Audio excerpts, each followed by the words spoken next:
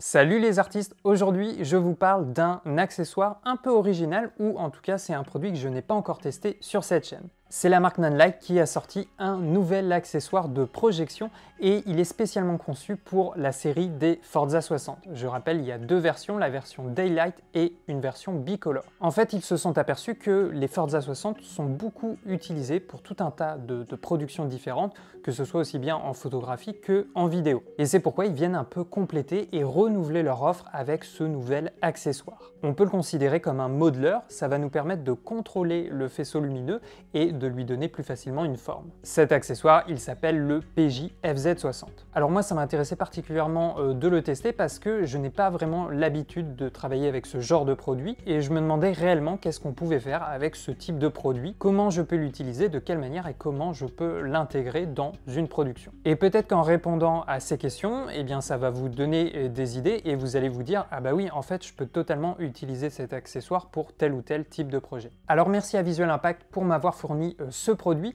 Je rappelle, c'est un des distributeurs officiels de la marque Nanlite, donc n'hésitez pas à les contacter et à passer par leur lien si vous êtes intéressé par leurs produits. Et puis après avoir regardé cette vidéo, je vous invite aussi à aller voir le test de David de la chaîne Monsieur Caméra. En tout cas, quand sa vidéo sera sortie, n'hésitez pas à aller la voir. Il a lui aussi testé cet accessoire et je pense qu'il a plein de setup et de configurations assez originales à vous montrer. Bonne vidéo à vous!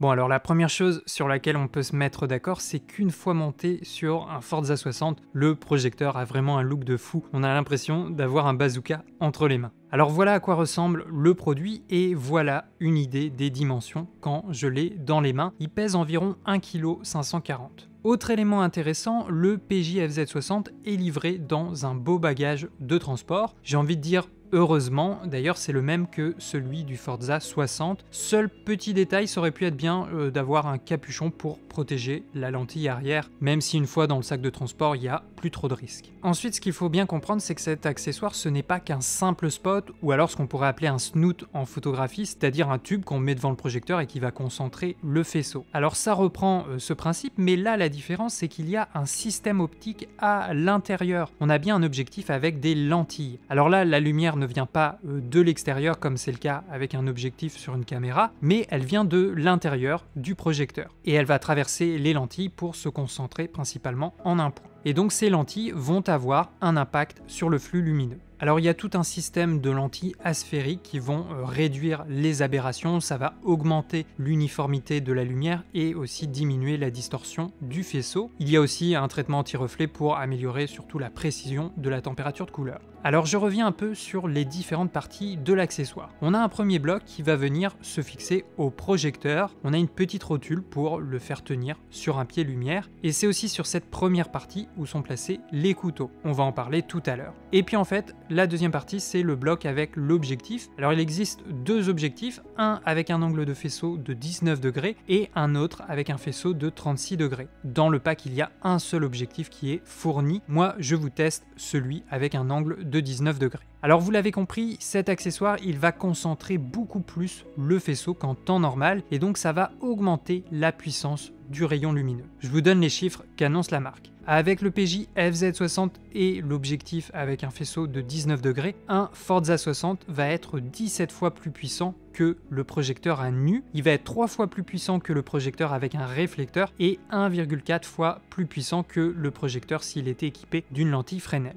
Je vous donne aussi les valeurs de luminance à 1 mètre pour 5600 Kelvin, l'intensité lumineuse est de 54 620 lux et de 4229 lux pour 3 mètres. Je vous montre aussi la comparaison avec le réflecteur. On a quand même une belle différence. Et maintenant, je vous affiche aussi les mesures que j'ai faites moi-même. On est vraiment très proche de ce qui est annoncé par la marque. Ensuite, avec un système qui concentre autant la lumière, c'est important que la chaleur soit bien dissipée. Et ça a l'air d'être le cas, je l'ai utilisé pendant 2 bonnes heures, il était à peine tiède. Le PJ FZ60 est conçu avec du nylon, donc c'est un matériau qui est particulièrement léger et surtout qui va absorber assez peu la chaleur, donc même après de longues heures d'utilisation, on peut le manipuler à la main. Alors je vais vous montrer quelques exemples d'utilisation. On va dire qu'il y a 5 façons de l'utiliser. La première façon, c'est à nu. On utilise juste le complexe optique pour concentrer le faisceau. Là, je rappelle, j'ai le bloc optique avec un angle de 19 degrés. Alors tu vois, il y a une petite molette en dessous du bloc. Si on la dessert complètement, on va pouvoir retirer l'objectif, mais sinon ça va permettre de déplacer le bloc optique et donc de faire la mise au point. Soit on a un faisceau avec des bords et des transitions très douces, soit le point est net, les bords sont précis et bien définis.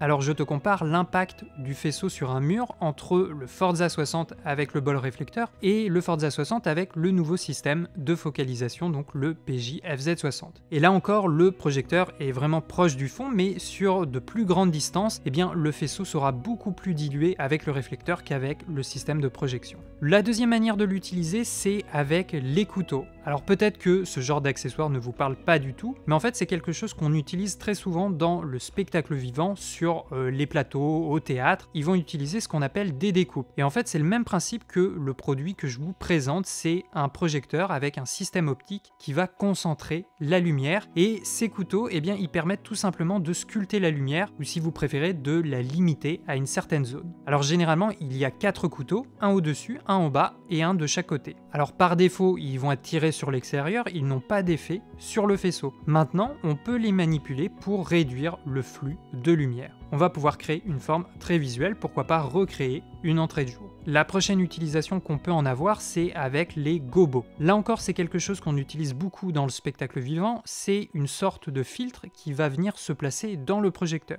Et sur chaque filtre, il y a ce qu'on appelle un pattern, une forme spécifique qui va créer un modèle de lumière, une sorte de dessin, de texture en jouant sur les ombres et les lumières. Dans le pack de base, il y a 4 gobos qui sont fournis, je vous les montre tout de suite.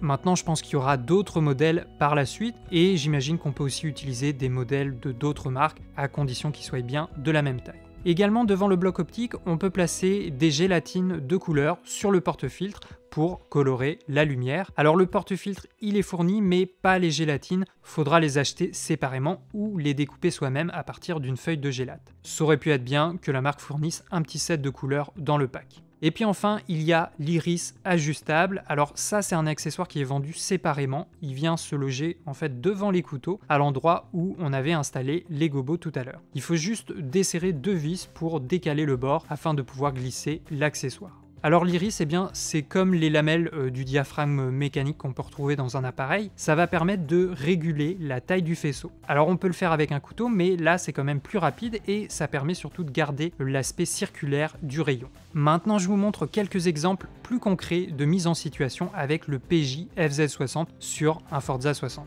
Alors ce genre d'accessoire, ça peut être très intéressant pour imiter des entrées de jour, des accidents de lumière. Par exemple, là dehors, on avait un temps très nuageux, il n'y a pas du tout de soleil, mais imaginons que dans mon histoire, il est censé avoir du soleil et qu'on vient même de tourner précédemment des scènes en extérieur avec du soleil, eh bien on est censé retrouver la même météo, donc avoir le reflet du soleil sur le mur. Et bien pour ça, on peut utiliser le Forza 60 avec son accessoire de projection. Alors c'est un effet qu'on pourrait avoir avec un projecteur plus puissant et en utilisant des drapeaux pour couper et dessiner la forme du faisceau, mais c'est beaucoup plus facile de le faire avec cet accessoire. On peut aussi l'utiliser pour créer un jeu d'ombre et de lumière. Là, j'ai coupé toutes les sources, il y a juste le Forza 60 qui est dirigé sur le fond et c'est lui qui fait apparaître les contours du sujet. On peut l'utiliser aussi quand on filme un facecam, on va diriger le projecteur sur un fond pour lui donner de la présence. On peut soit utiliser le spot à main nue ou alors utiliser un gobo pour donner une forme originale. Et bien sûr, rien n'empêche ensuite d'utiliser une autre source de lumière pour éclairer notre sujet.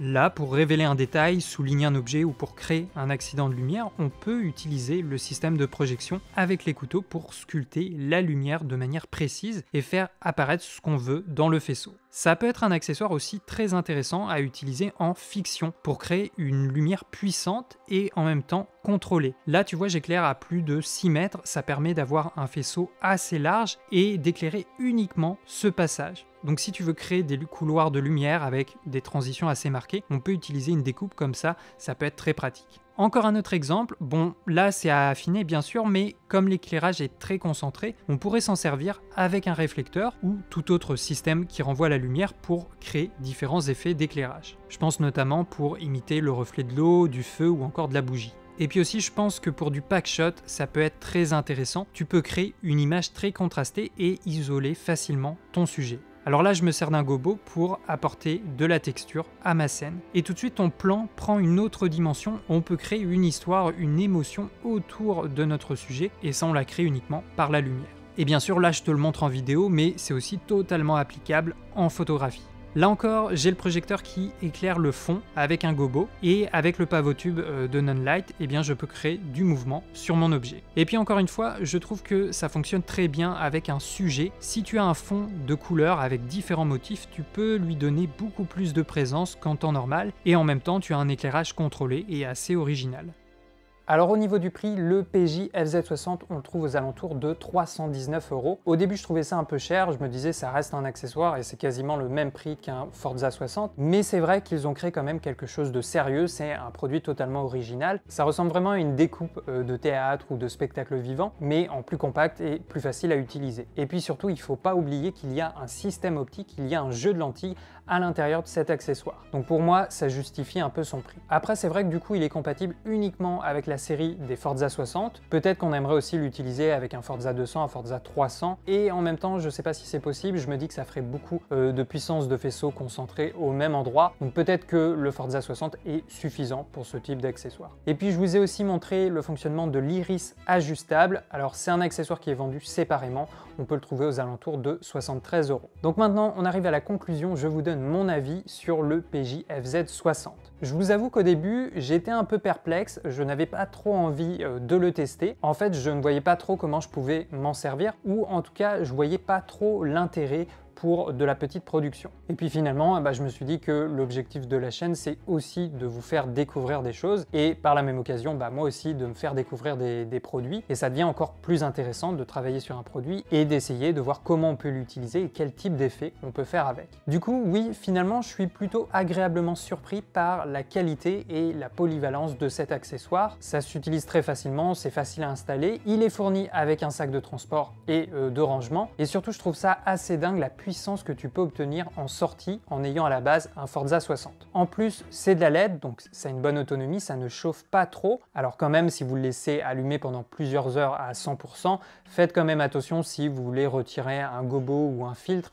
Voilà, attendez quelques instants ou utilisez des gants de préférence. Tout ce qui est surface métallique, ça pourrait être un petit peu chaud. Bon après, comme je l'ai dit un peu plus tôt, ça aurait pu être sympa d'avoir un petit jeu de gélatine, de filtres de couleurs à utiliser voilà, avec la découpe. On a vu qu'on pouvait les utiliser juste devant avec un porte-filtre. Voilà, ça aurait été un petit plus assez appréciable je pense. Donc finalement je pense que c'est un accessoire assez polyvalent pour une utilisation en studio ou pour des scènes d'intérieur. On peut également faire du packshot et que ça soit aussi bien en vidéo que en photographie. On peut l'utiliser en fiction, surtout pour faire des entrées de jour, des accidents de lumière ou d'autres types d'éclairage qui demandent un faisceau concentré et puissant. Après, il faudrait l'essayer, mais je pense qu'on pourrait l'utiliser dans une scène de spectacle vivant, de théâtre. Je pense qu'il serait assez puissant pour ce genre de choses. Alors pas une scène trop grande, mais je pense qu'on pourrait l'utiliser à une dizaine, quinzaine de mètres, mais là ça demanderait vraiment un test pratique. On pourrait simuler l'éclairage d'une découpe, voire même imiter une poursuite, à condition d'avoir un bon trépied avec une bonne rotule. Donc oui, produit très intéressant, peut-être un peu cher, mais en même temps, il est bien conçu et il y a un système optique à l'intérieur, donc forcément, ça va se trouver à un certain prix. Donc voilà, je suis vraiment curieux d'avoir votre avis dans les commentaires. Comment vous, est-ce que vous utiliseriez ce produit dans vos productions? Comme d'habitude, vous avez les liens dans la description de la vidéo et n'hésitez pas à passer par Visual Impact si vous êtes intéressé par ces produits. Et je vous rappelle aussi, je vous invite à aller voir la vidéo de David de la chaîne Monsieur Caméra, en tout cas quand sa vidéo sera sortie, peut-être qu'elle l'est déjà. Il a testé cet accessoire, vous savez, lui il est spécialisé vraiment dans la vidéo et je pense qu'il a plein de setup et de configurations intéressantes à vous montrer. Merci à vous d'avoir suivi cette vidéo, vous pouvez également retrouver l'actualité de cette chaîne sur mon compte Instagram. C'était Benjamin avec Derrière la caméra, ciao les artistes.